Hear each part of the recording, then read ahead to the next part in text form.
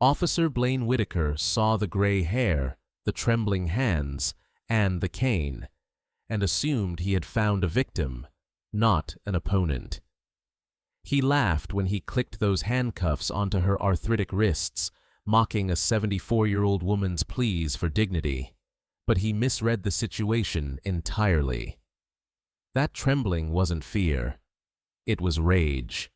And the contact named Malik she dialed on her shattered phone screen wasn't a worried neighbor or a public defender. He was Major Malik Kane, a Tier 1 Delta Force operator currently on leave. What happened next wasn't just a rescue.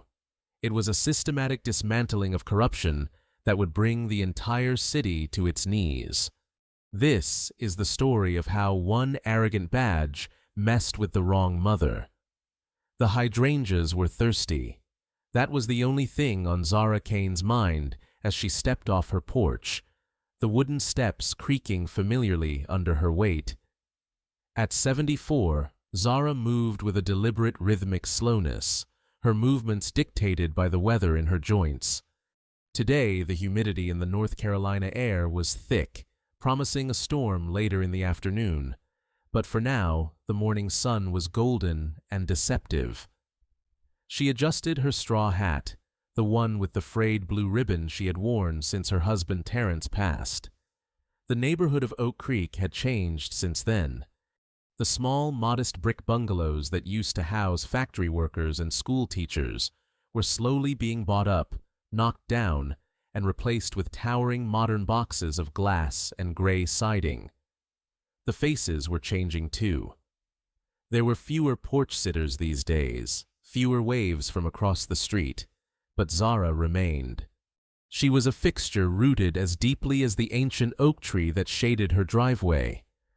Zara reached for the garden hose, her knuckles swollen and knotted. She hummed a low gospel tune. "Precious Lord, take my hand," as the water sputtered and then flowed clear. She was watering the roots, careful not to wet the leaves, just as her father had taught her 60 years ago.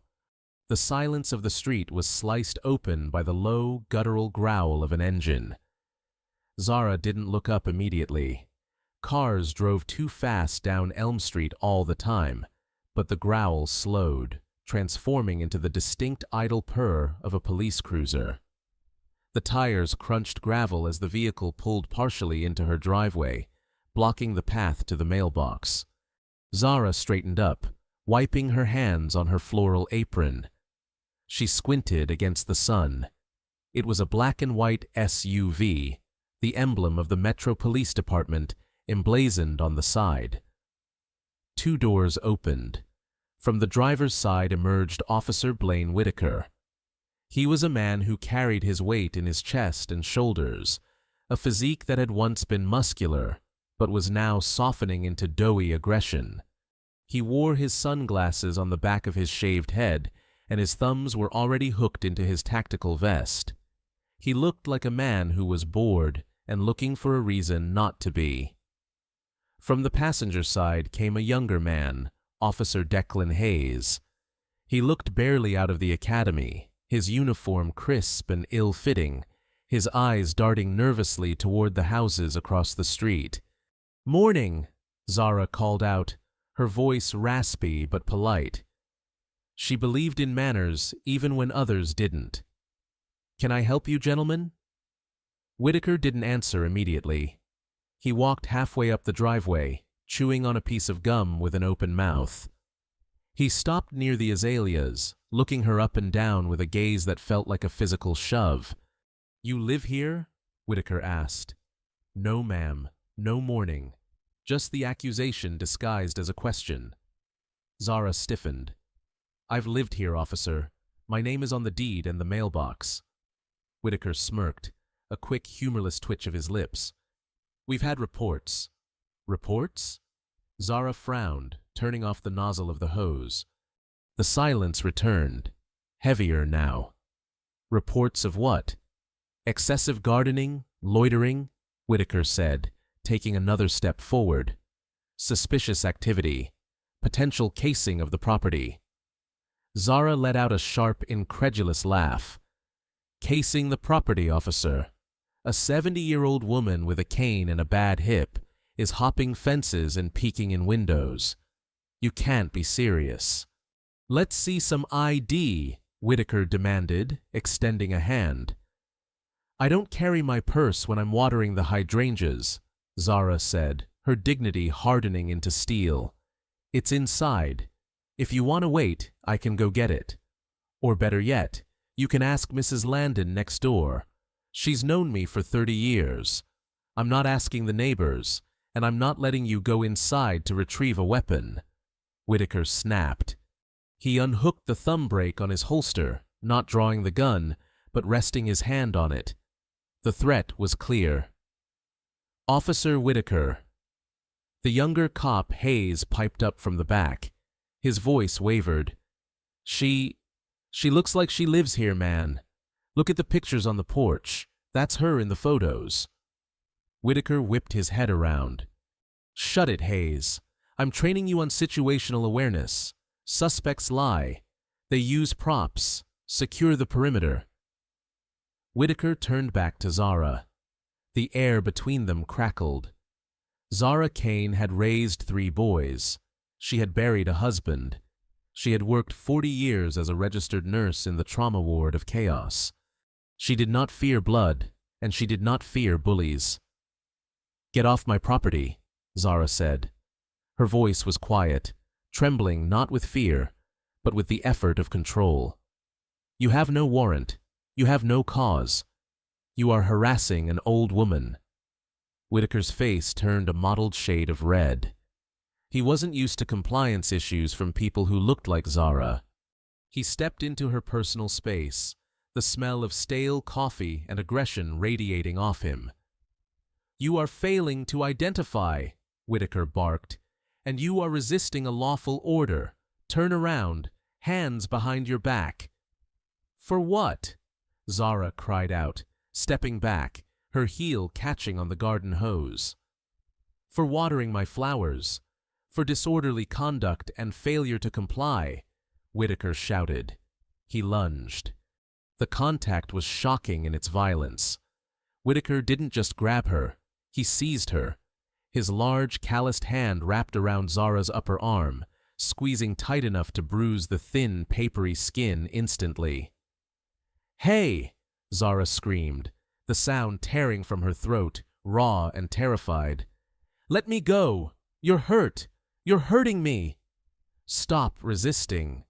Whitaker roared, spinning her around with force that would have been excessive for a linebacker, let alone a grandmother. Zara's cane clattered to the concrete driveway, the sound echoing like a gunshot. Without the support, her bad hip buckled. She began to fall, but Whitaker yanked her upward by her arm, wrenching her shoulder socket with a sickening pop. "Please!" Zara gasped, tears springing to her eyes from the sharp white-hot pain shooting down her arm. "My arm! It's dislocated! Please get on the ground!" Whitaker ignored her plea, sweeping her legs out from under her. Zara hit the concrete hard. The impact knocked the wind out of her. Her cheeks scraped against the rough gravel of the driveway, grit embedding into her skin. The world spun dizzily. Blue sky, green leaves, gray concrete, black boots. "Whitaker, stop!" Hayes shouted, rushing forward. "She's an old lady, for God's sake."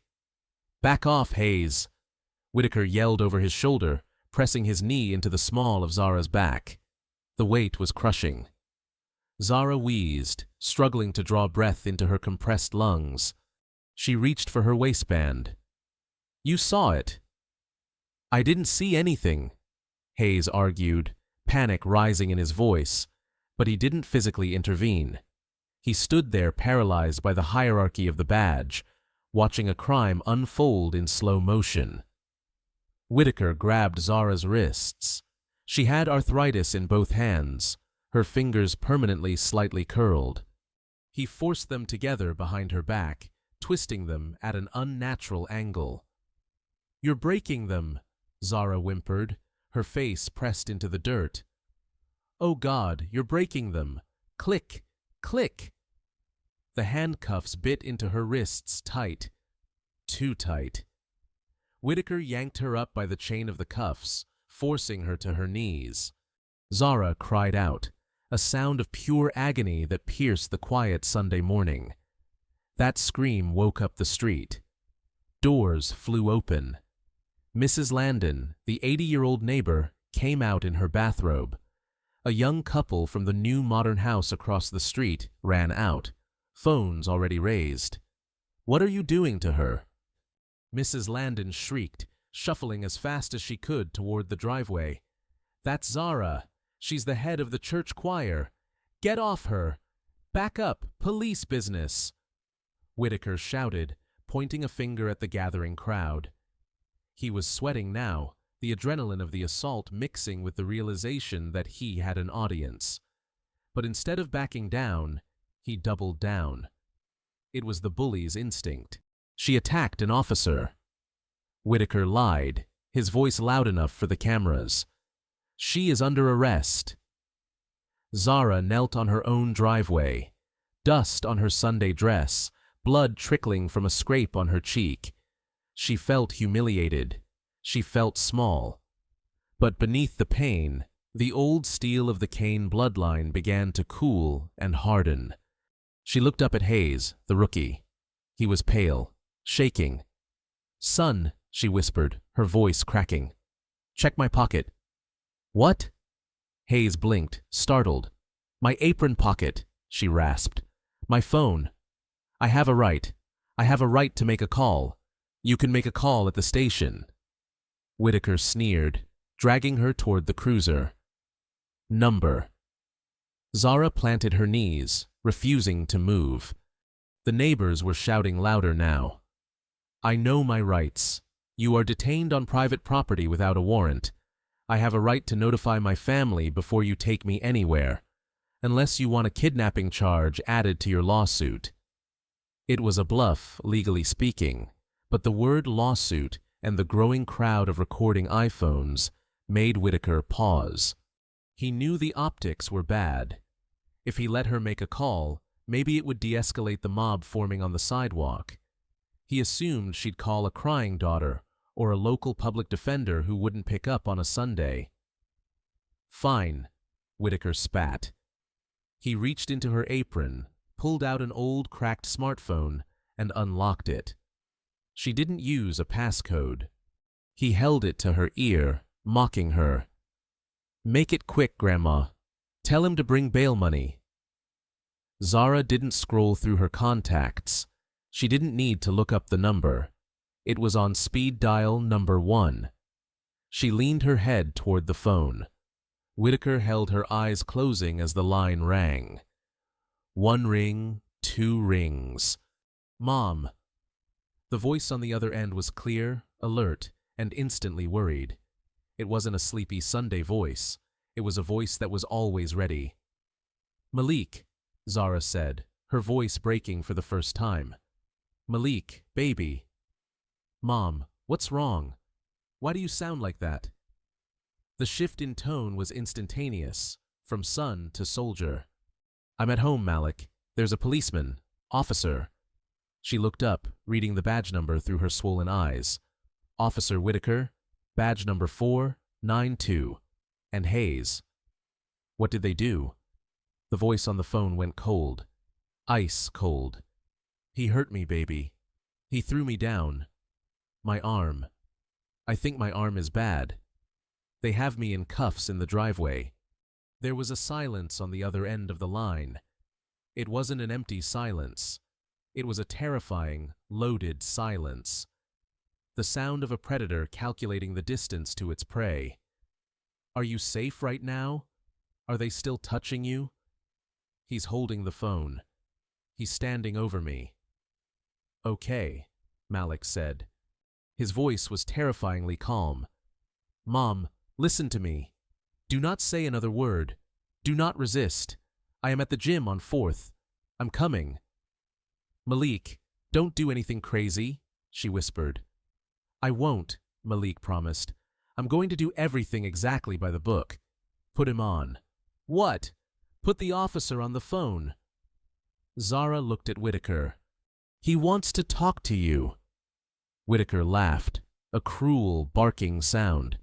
He pulled the phone back to his own ear. Yeah. Who is this? The grandson. Listen here, pal. Your grandma is going to jail for assaulting her. This is Major Malik Kane, United States Army Delta Force. The voice cut through Whitaker's bluster like a razor wire.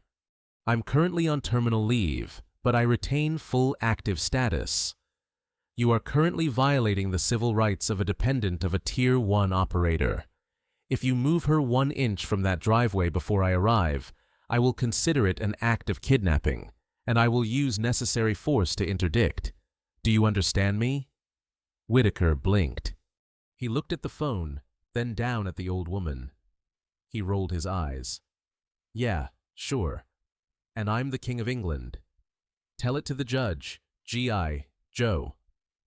Whitaker hung up the phone. He tossed it onto the grass. Load her up, Whitaker ordered Hayes. But he said, Hayes stammered.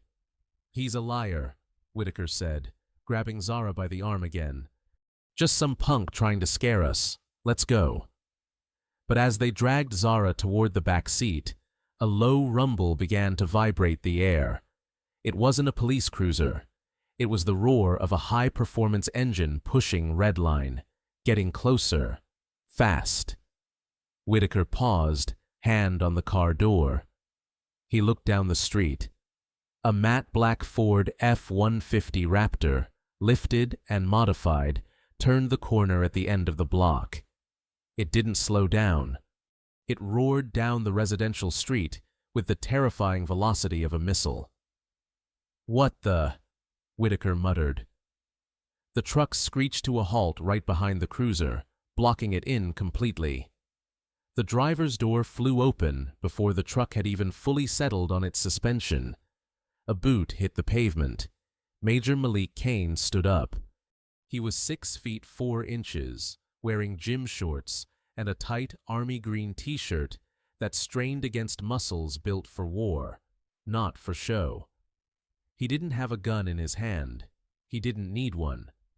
The way he walked toward them, balanced, centered, eyes locked on Whitaker, was more threatening than any weapon.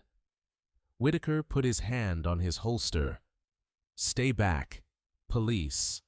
Malik didn't stop. He didn't run. He walked with a steady, predatory rhythm. He raised his hands slowly, palms open, showing he was unarmed, but his voice projected with the authority of a man who commanded battalions. I see you have your hand on your weapon, Officer Whitaker, Malik said, his voice carrying clearly to the neighbors and the cameras. I am unarmed. I am approaching my injured mother. If you draw that weapon, you will regret it for the rest of your very short career. The war was about to begin. Whitaker's hand hovered over his Glock. His knuckles were white.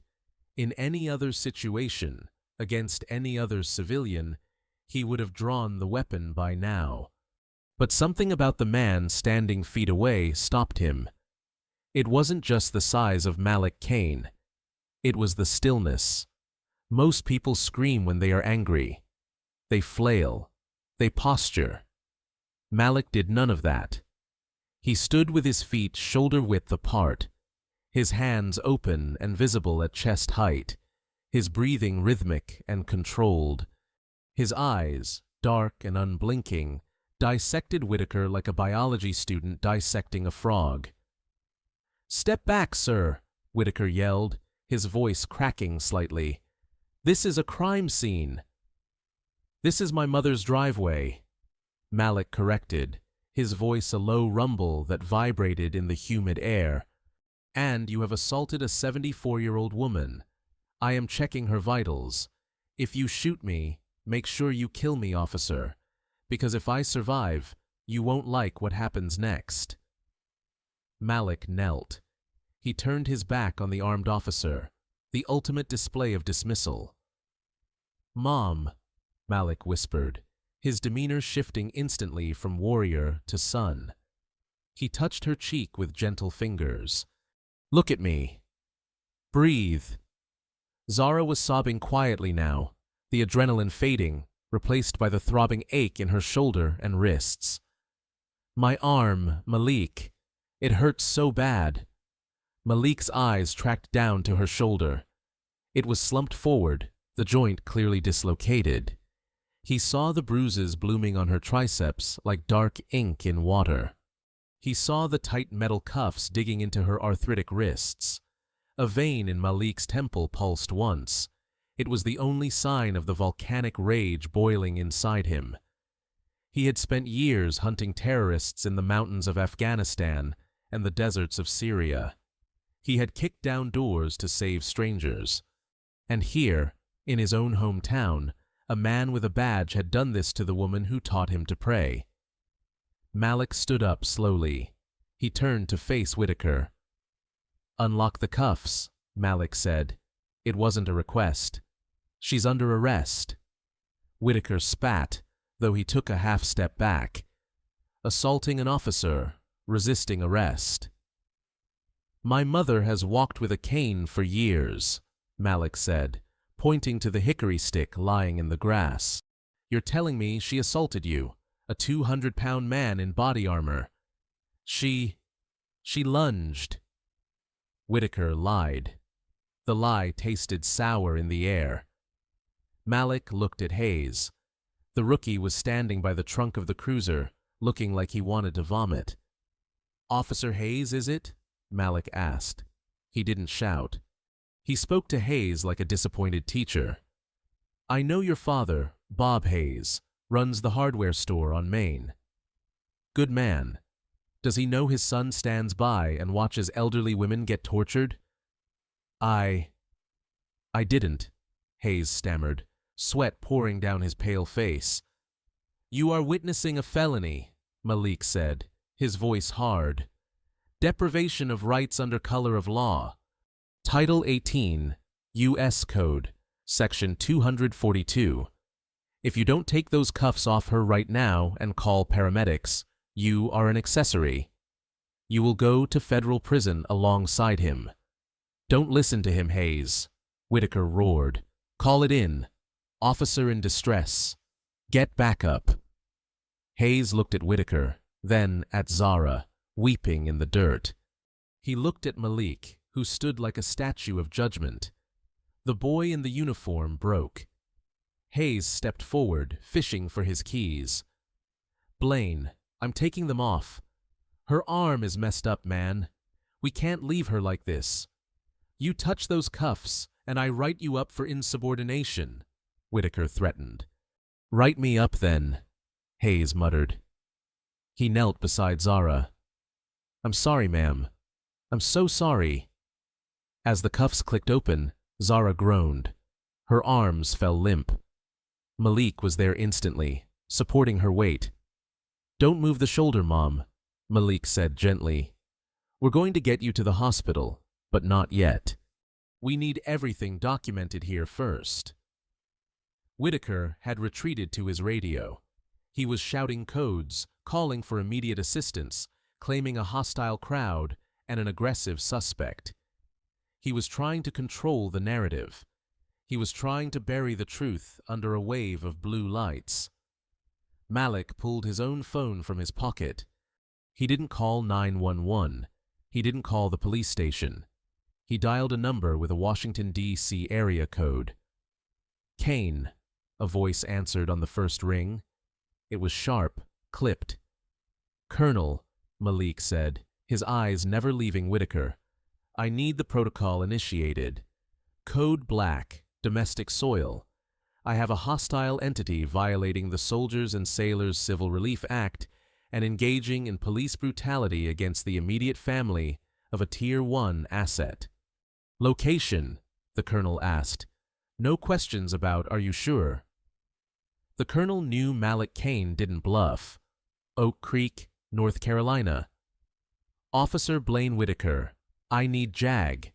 I need the FBI Civil Rights Division, and I need you to call the governor."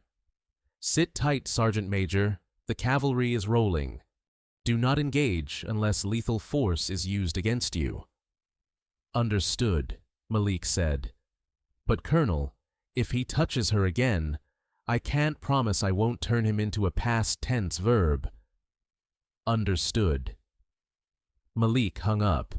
He looked at Whitaker, who was now pacing by his car, waiting for his backup. Whitaker smirked, thinking the local boys were coming to save him. You think a phone call scares me? Whitaker sneered. I own this town, boy. My brother is the chief of police. You just dug your own grave. Malik smiled. It was a terrifying shark-like smile. Officer Whitaker, Malik said softly, you're playing checkers. I'm playing chess. And I just took your queen. The sirens began as a wail in the distance, quickly growing into a deafening cacophony. 3 more Metro Police cruisers skidded to a halt, lights flashing, sirens chirping. 6 officers spilled out, hands on their holsters, adrenaline high. They saw Whitaker waving them over. They saw the suspect, Malik, standing over the victim, Whitaker in his own mind. Get on the ground now, a sergeant shouted, leveling a taser at Malik's chest. The neighbors screamed. Mrs. Landon was now crying hysterically on her lawn. The crowd had grown to 20 people, all filming. Malik didn't get on the ground. He raised his hands slowly, palms open. I am an active duty serviceman. I am unarmed. My mother requires medical attention. I said, Get down, the sergeant yelled, stepping closer. Cuff him, Whitaker shouted, emboldened by his reinforcements. He threatened to kill me. He obstructed justice. 2 officers rushed Malik. He didn't fight them. He let them grab his massive arms. He let them spin him around. He felt the cold steel of handcuffs for the 2nd time that day, this time on his own wrists. But as they shoved him against the hood of the car, he didn't struggle. He just watched the end of the street. You're done, Whitaker whispered in Malik's ear as they patted him down. Assault on an officer. Terroristic threats. I'm going to make sure you rot in a cell, hero. Look at the time, Whitaker, Malik said calmly, his cheek pressed against the hot metal of the cruiser. What? That's the time your life ended. As if on cue, the sound of the local sirens was cut through by a different sound. A deep, thumping rhythm that shook the windows of the houses. Whoop, whoop, whoop, whoop! A black helicopter bearing no markings other than a tail number banked low over the neighborhood. The wind from its rotors whipped the trees, sending leaves swirling. It hovered ominously low over the street. Then came the cars. These weren't police cruisers. They were black Chevrolet Suburbans with tinted windows and government plates. 4 of them tore around the corner, ignoring the police barricade, mounting the curb to get around the parked cruisers. They screeched to a halt in a phalanx formation. Doors flew open. Men in dark suits with earpieces poured out. They moved differently than the cops. They moved with the fluid, lethal efficiency of federal agents. On the back of their jackets, in bold yellow letters, FBI.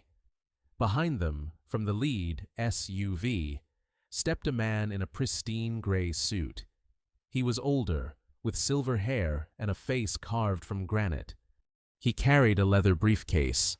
This was Harlan Fisk, one of the most feared civil rights attorneys in the state, a man who ate police unions for breakfast. And behind him, stepping out of a trailing vehicle, was a man in full Army OCP camouflage, bearing the rank of lieutenant colonel. The local cops froze. The sergeant lowered his taser.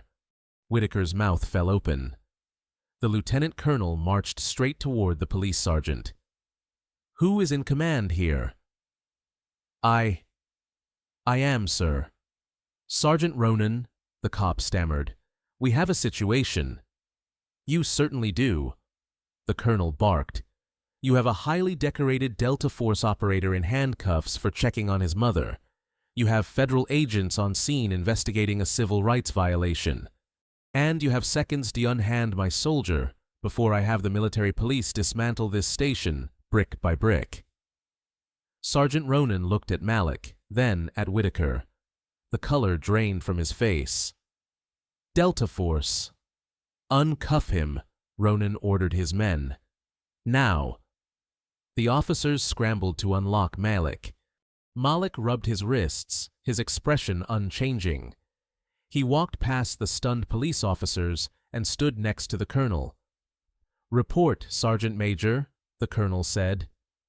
"Subject is Officer Blaine Whitaker," Malik said, pointing a finger at the man who was now trembling near his patrol car. "Unprovoked assault on a geriatric civilian. Excessive force resulting in grievous bodily harm, false imprisonment, and I have reason to believe he falsified the initial probable cause." Harlan Fisk, the lawyer, stepped forward. He didn't look at the cops. He looked at the cameras held by the neighbors. He was playing to the court of public opinion already. "Officer Whitaker," Fisk boomed, his voice projecting like a stage actor. "I represent the Kane family. I am serving you with a notice of immediate litigation. Furthermore, these FBI agents are seizing your body camera, your dash camera, and your patrol vehicle as evidence in a federal investigation." Whitaker looked around wildly. "You can't do this. I'm a police officer. I have immunity. Qualified immunity covers mistakes, officer." Fisk smiled, a shark smelling blood. "It does not cover malice, and it certainly doesn't cover what I'm going to find on that body cam. It malfunctioned," Whitaker stammered, falling back on his old excuse. "It wasn't recording." Malik stepped forward. He pointed up at the modern house across the street, the one Whitaker had claimed Zara was casing. "See that?" Malik asked. Whitaker looked up. A sleek black sphere hung under the eaves of the modern porch. "That is a 4K omnidirectional security camera," Malik said. "And the owner is standing right there on the lawn, streaming the footage to the cloud. We have everything: the approach, the lack of provocation, the throw, the twist, the screams."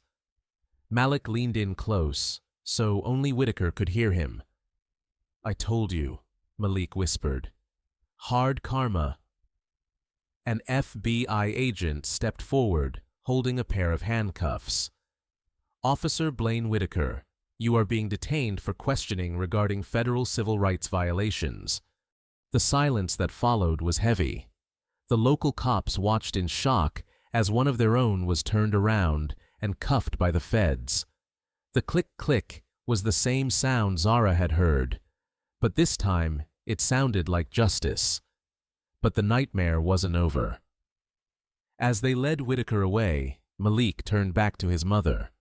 The paramedics had arrived, but Zara had refused to be moved until she saw her son was free.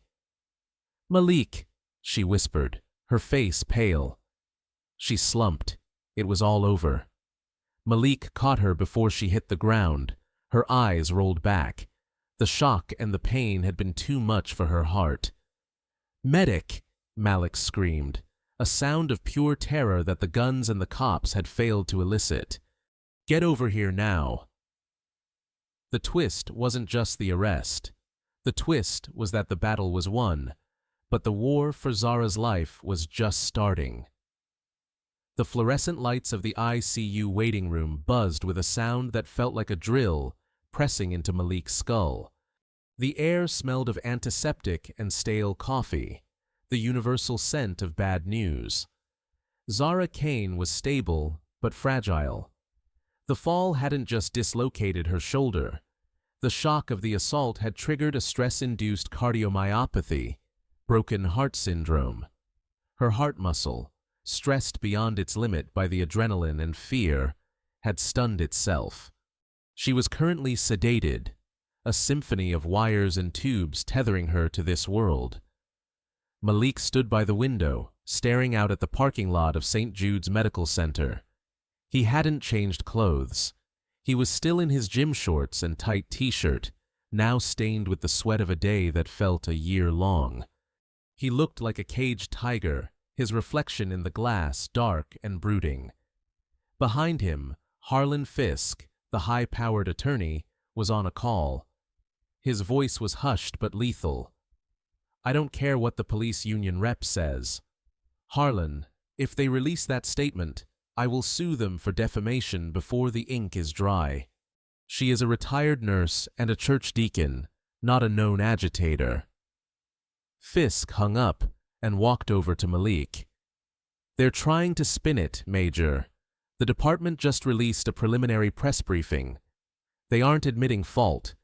They're claiming Officer Whitaker was responding to a mental health crisis and that your mother was disoriented and combative due to dementia." Malik didn't turn around. His fist clenched against the windowsill until the glass rattled. "She doesn't have dementia. She does the Sunday crossword in pen." "I know," Fisk said softly, "but they need a narrative that justifies the force. They're banking on the fact that she's old and black. They think the public will buy the confused, dangerous elderly woman's story. They picked the wrong narrative," Malik said, turning around.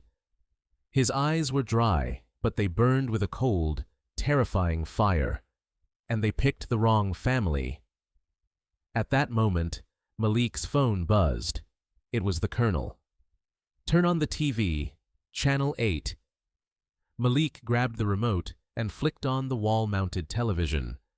The screen showed the anchorwoman looking grave.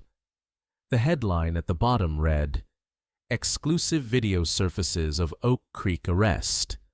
We warn our viewers." The anchor said, "The following images are disturbing." It was the footage from the neighbor's 4K security camera. The angle was perfect. It showed the peaceful Sunday morning. It showed Zara watering her hydrangeas. It showed Whitaker's aggressive approach. The audio was crisp. "For what?" "For watering my flowers." Then the crunch of the tackle, the scream, the sickening pop of the shoulder. The waiting room went dead silent. A nurse passing by stopped, her hand flying to her mouth. Then the video cut to the aftermath.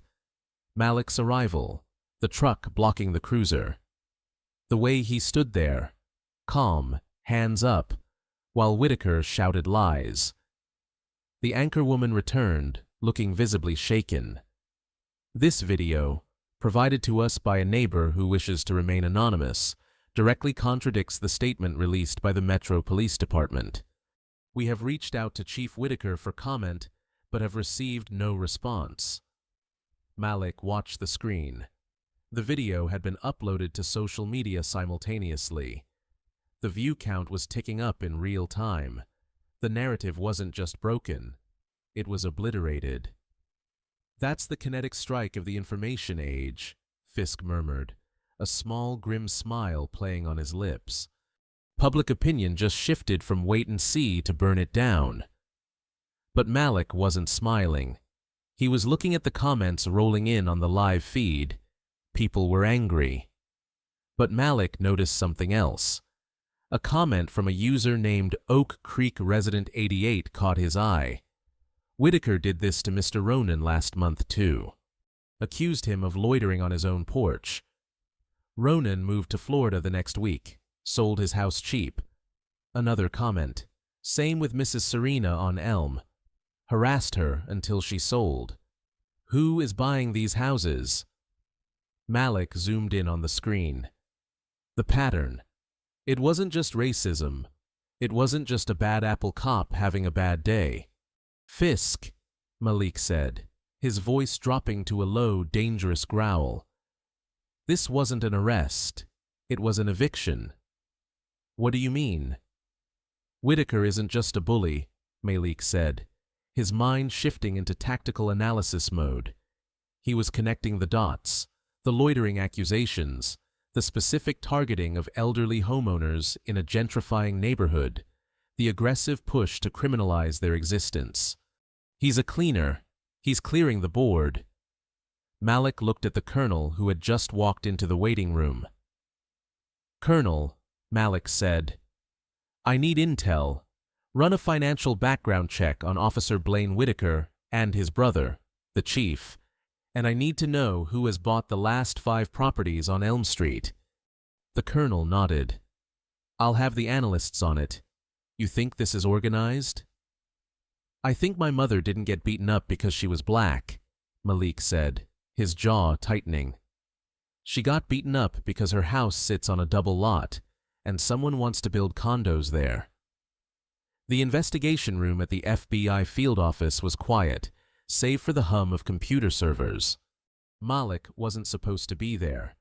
Civilian access was strictly prohibited. But when you are a Tier 1 operator and the victim is your mother, rules become guidelines.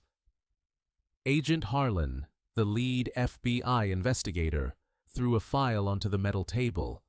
It slid across to Malik. "You were right," Harlan said, looking tired. "It's a shell game." Malik opened the file.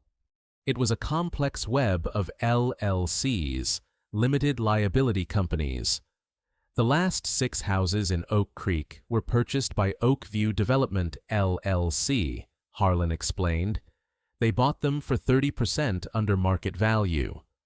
The sellers were all elderly residents who had extensive police records that only started before they sold.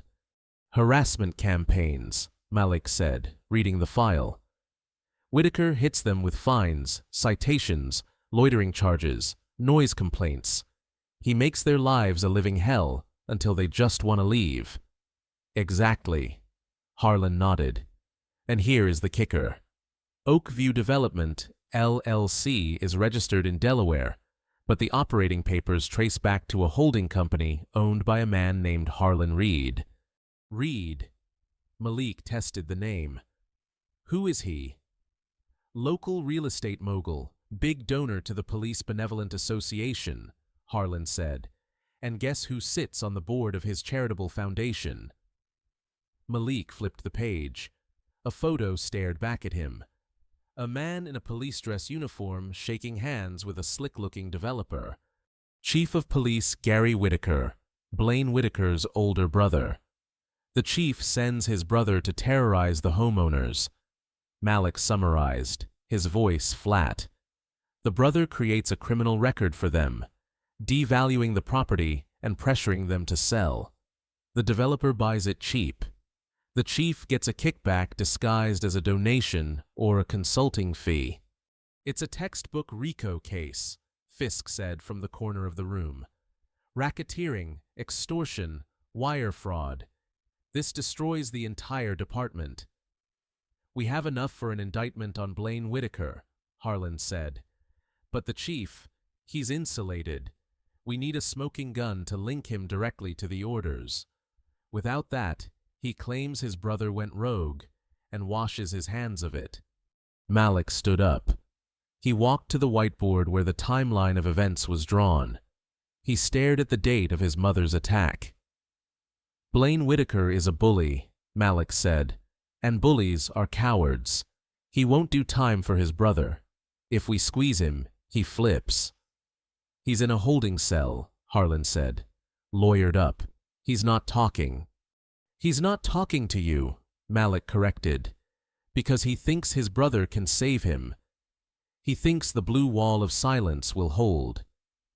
"We need to show him that the wall has already crumbled," Malik turned to the colonel. "I need a psychological operation. I need Whitaker to believe his brother has already betrayed him." The colonel smiled. It was a cold, military smile. "We can arrange a little misinformation. The county jail." Blaine Whitaker sat in the interrogation room. He looked smaller without his uniform. The arrogance was gone, replaced by the jittery fear of a man who knows he is in deep water. But he was still holding on to hope. "Gary will fix this," he told himself. "Gary runs this town." The door opened. Agent Harlan walked in. He didn't sit down. He just tossed a piece of paper on the table. It was a transcript. Fake, of course. But Whitaker didn't know that. "What's this?" Whitaker asked, his voice raspy. "That," Harlan said, "is a statement your brother, Chief Gary Whitaker, just gave to the press. He's calling you a disgrace. He says he had no knowledge of your activities. He's announcing an internal review to root out the cancer in the department."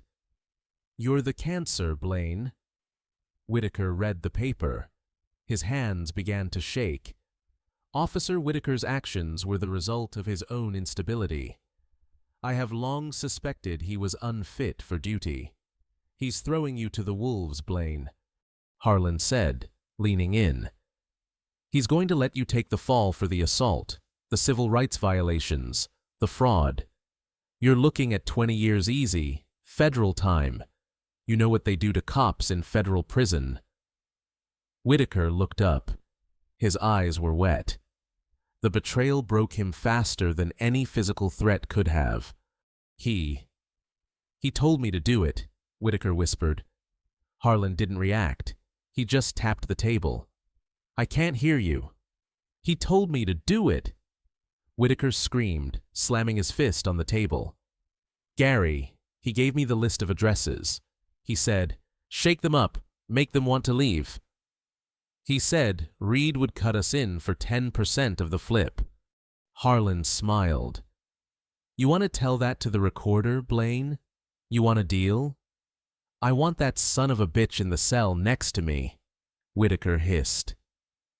That night, the quiet suburb of Oak Creek saw another convoy of vehicles, but this time they weren't headed for Zara Kane's small bungalow. They were headed for the sprawling gated mansion of Chief Gary Whitaker. Malik sat in the passenger seat of the lead FBI SUV. He wore a heavy Kevlar vest over his civilian clothes. He wasn't armed. He didn't need to be, legally liable, but the colonel had insisted he be there to see it. It was part of the healing process. Breach. The radio crackled. The front gate of the mansion was rammed by an armored bearcat. Flashbangs detonated in the front yard to disorient the security dogs. Federal agents. Search warrant. Malik watched as the team kicked in the heavy oak doors. He saw the lights flick on inside. He saw Chief Whitaker, wearing silk pajamas, being dragged out onto his manicured lawn in handcuffs. The chief looked up. He saw the FBI agents. He saw the media vans parked down the street. And then he saw Malik. Malik stepped out of the SUV. He walked to the edge of the police tape. He looked down at the man who had orchestrated the terrorizing of his mother. The chief glared at him. "You think you won? You're nobody." Malik looked at the chief, then at the moon hanging over the peaceful sleeping houses of his childhood neighborhood. "I'm Zara Kane's son," Malik said simply. "And that's enough." As they shoved the chief into the van, Malik's phone rang. It was the hospital. Major Kane. It was the doctor. Malik's heart stopped. The victory, the raid, the justice. It all meant nothing if... "Yes, she's awake," the doctor said. "She's asking for you. And she's asking if you remembered to turn off the garden hose." Malik let out a breath he felt he had been holding. He looked at the colonel. "Let's go," Malik said. "I have to go water the hydrangeas." The recovery was slow, measured not in hours, but in the gradual return of color to Zara Kane's cheeks. Malik didn't leave her side. He slept in the uncomfortable vinyl chair next to her hospital bed, his massive frame folded into a shape that defied physics, guarding her rest, just as he had guarded high-value assets in war zones. But this asset was priceless. When the day finally came for her discharge, the hospital lobby wasn't empty. As Malik wheeled Zara out the automatic doors, the bright North Carolina sun made her blink. But it wasn't just the sun. Lined up along the sidewalk, stretching down the block, were people. There was Mrs. Landon holding a Tupperware container of her famous peach cobbler. There was Mr. Ronan, who had flown back from Florida just for this. There were the young couples from the new modern houses holding signs that read, "We stand with Zara." There were veterans from the local VFW standing at attention, saluting as Malik pushed the wheelchair. And parked right at the curb was the colonel, leaning against the black SUV. He wasn't wearing his uniform today. He was in a suit, but he still looked like iron. "Your chariot, madam," the colonel said, opening the door. Zara looked at the crowd, her eyes filling with tears. She reached up and touched Malik's hand on her shoulder. "Look at all these people, Malik," she whispered. "I didn't know I had so many friends." "You don't have friends, Mom." Malik smiled, lifting her gently into the car. "You have a battalion." The federal courthouse in Raleigh was packed. The air conditioning struggled against the body heat of the crowd. This was the sentencing hearing for United States versus Gary Whitaker, Blaine Whitaker, and Harlan Reed. The trial had been a spectacle. The evidence Malik and the FBI had uncovered was overwhelming. The Oakview development scheme was exposed as a multi-million-dollar racketeering operation. They found the emails where Chief Whitaker mocked the elderly residents. They found the ledger where Reed recorded the bribes, but the most damning piece of evidence remained that Sunday morning video. It was played on a loop for the jury. The image of Blaine Whitaker twisting the arm of a weeping grandmother had seared itself into the conscience of the jury. When the judge asked if the victim wanted to make a statement, the courtroom went silent. Malik stood up to help Zara, but she waved him off. She gripped her cane, a new one, polished ebony with a silver handle, and stood up. She walked to the podium slowly, but she didn't limp.